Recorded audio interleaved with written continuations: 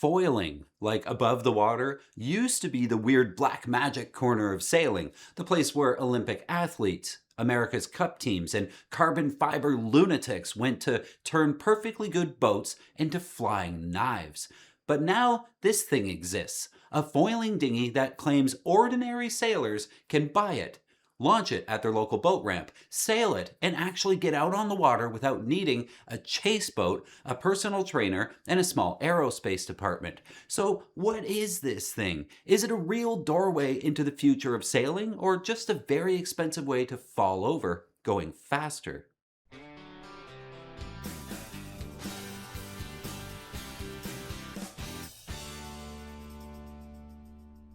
For the last decade, foiling has been crawling out of the laboratory and into the mainstream of high performance sailing. The America's Cup boats fly, SailGP boats fly, Olympic windsurfers fly, Olympic kiteboards fly, the NACRA 17 flies.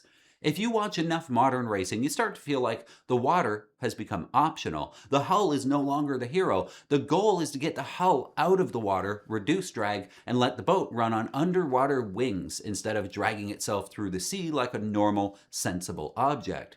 That is thrilling to watch, but for normal sailors, there's always been a bit of a problem. Watching a foiling moth scream across the bay is one thing, but buying one and rigging it, launching it, and surviving the first afternoon on it is something else entirely. Traditional foilers can be narrow, twitchy, expensive, fragile, and completely allergic to hesitation. They reward good balance and fitness, technique, and time on the water. They punish mistakes with a kind of enthusiasm usually found in angry cats. That's why the BirdyFish is interesting. It's not interesting because it's the fastest foiling boat in the world, because it's not. It's not interesting because it's the most advanced foiling boat in the world. It's not that either. BirdyFish matters because it's trying to answer a much more practical sailor question. What if someone built a foiling dinghy not for Olympians, not for America's Cup engineers, and not for the 3 people at your yacht club who think capsizing is a warm-up exercise, but for competent, ordinary sailors who want to try foiling without rebuilding their lives around it? BirdyFish is a French company based near Nantes, and the story starts with 3 young French sailors and engineers who looked at the rise of foiling and asked a fairly obvious question: why is this still so hard to access? The videos online are everywhere. The technology is clearly very real. The racing world has already proven that foiling is not a gimmick. But for the average sailor, there was no obvious front door. So they set out to build one. From a distance, especially at the boat show, the BirdyFish looks almost ridiculous. A bright white hull, black sails, bright pink foils, sitting there like somebody crossed a dinghy with a flamingo in a Formula One car. It has that instant, what the heck is that effect on everybody? But underneath this show floor drama, there's not a backyard experiment with a sail bolted to it. This BirdyFish became a real production boat brand with naval architecture, foil design, and manufacturing based in France, multiple models and dealer network, and third-party reviews from people who've actually sailed these boats. The basic idea here is simple: make foiling easier by making the boat more stable and less complicated. But less complicated doesn't mean slow. It doesn't mean boring. It means BirdyFish is not chasing the most extreme version of foiling. It's chasing the most accessible version of foiling. The boats use a wider, more forgiving hull shape, self-regulating foils, and fewer controls than the more intense foiling machines. The goal is to get ordinary dinghy sailors flying without turning every tack into a courtroom drama. The original BirdyFish is the larger 2-person boat at 15 foot 5 with a beam of 6 foot 2. Complete weight, 320 pounds. Carries 2 or 3 with a maximum of about 500 pounds of crew. The sail plan includes a 97 square foot main, 46 square foot jib, and 118 square foot code zero. The boat uses 3 carbon and epoxy foils, and the company says it can take off in 8 knots of wind at an 8-knot boat speed. The smaller BirdyFish S sharpens the entry-level question even more. 13 foot 9 with a hull beam of 5 foot 7, complete weight of 243 pounds. It's designed for 1 or 2 crew with a maximum weight of 331 pounds. It carries a 105 square foot mainsail, uses 3 carbon and epoxy foils, and has integrated launching wheels. BirdyFish says the S can take off in 8 knots of wind or at 6.5 knots of boat speed, which is basically nothing in a dinghy. Then there's the Ioda, which is the smallest boat in the lineup, 10 feet 6 inches, 4 foot 4 on the beam, and weighs 120 pounds. It's a one-person boat with a maximum crew weight of 198 pounds. It uses aluminum foils instead of carbon, and the sail options are 57 square feet and 70 square feet. The BirdyFish says it'll take off at 6.5 knots of boat speed with a wind speed takeoff target of around 8 knots. So, sounds cool, but what does this all cost? We're talking about accessible boats here. In Europe, the Ioda is listed for about 9,000 euros before VAT. BirdyFish S, 14,000, and the larger BirdyFish starts at 19,500 for the fun version and 20,500 for the race version of that boat. In the United States, dealer prices land a little bit higher once you consider import costs and options that the boat comes with. The BirdyFish S is listed in the high teens in US dollars, while the bigger two-person boat pushes the upper $20,000 range. This isn't cheap. Nobody should pretend it's cheap. You can buy a lot of used dinghy for that money. Heck, you can buy a keel boat for that money and just get a Catalina 30 and go have fun.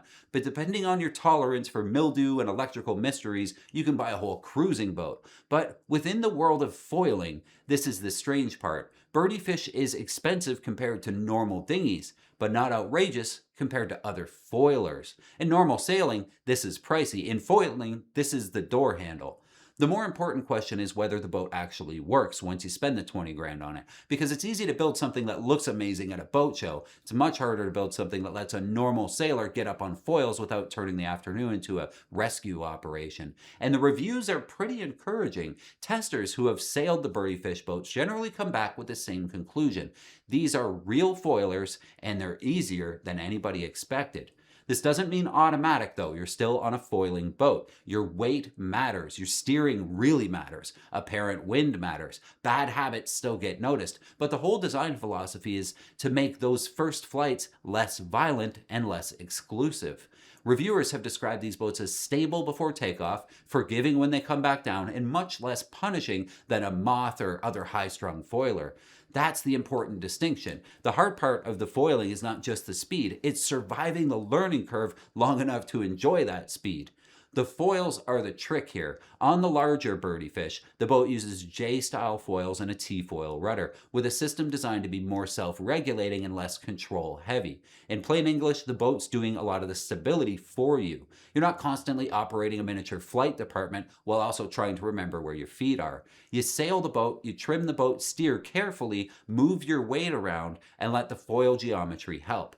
That's the compromise. BirdyFish is not trying to beat a Moth at being a Moth. It's not trying to be a SailGP boat for your beach club. It just gives you some of that top-end madness in exchange for usability.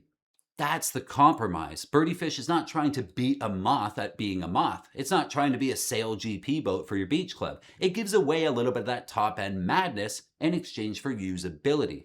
For Practical Sailor, this is the whole story for us. We're not asking whether it's cool. Of course it's cool. It has hot pink foils and it flies.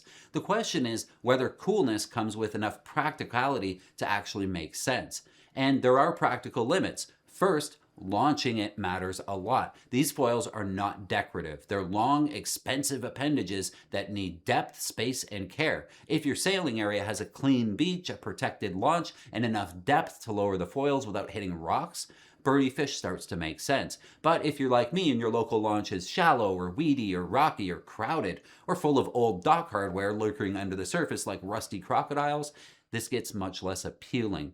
Second, this is still a performance dinghy. You're not dragging it across gravel or bouncing it off the dock or treating it like an old aluminum rowboat. It has composite parts, and rigging and foils, and a price tag that makes every scratch feel personal. That doesn't make it impractical, but it does mean the owner has to enjoy taking care of their gear. Third, it's not a beginner sailboat. BirdyFish may be accessible by foiling standards, but that's doing a lot of work. The best owner is probably already comfortable in dinghies, already understands balance and sailing to the apparent wind, and wants to move into something faster and stranger. This is not the boat for someone who learned what a tiller does last Thursday. Now, something else I want to bring up. Summer this year was obviously late, and there's a lot of talk about this El Nino making winter late too, so we should all check out more weather related stuff, especially this article by Roland. Hurricane center changes every skipper should know. From extended overland storm tracks to Hawaii storm surge alerts to NHC's latest updates give sailors more lead time and fewer surprises. This is a great read and definitely must have knowledge. I'll leave a link in the description for you.